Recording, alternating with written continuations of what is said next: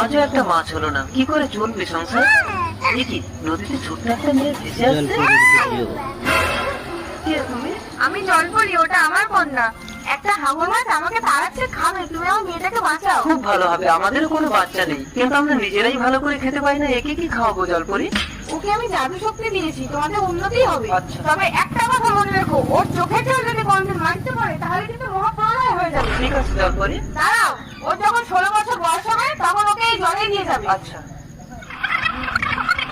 আমি এর নাম দেবো জল্পনা, কিন্তু এ যদি খিদেতে কান্না করে, এর চোখের জল মাটিতে পড়লে তো আমরা ধ্বংস হয়ে যাবো। তুমি ওকে দুধ দাও। আমি তো বাচ্চা, আমার তো বাচ্চা হয়নি, আমার দুধ হবে কি করে? ঠিক আছে দাঁড়াও, আমি দুধ আনছি।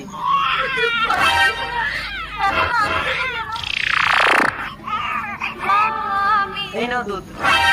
এ তো আশ্চর্য জাদু বাচ্চা, বাচ্চা মেয়ের দুধ হচ্ছে। বাচ্চাটাকে যদি চুপ করতে পারি তাহলে আমি মারামার হয়ে যাবো।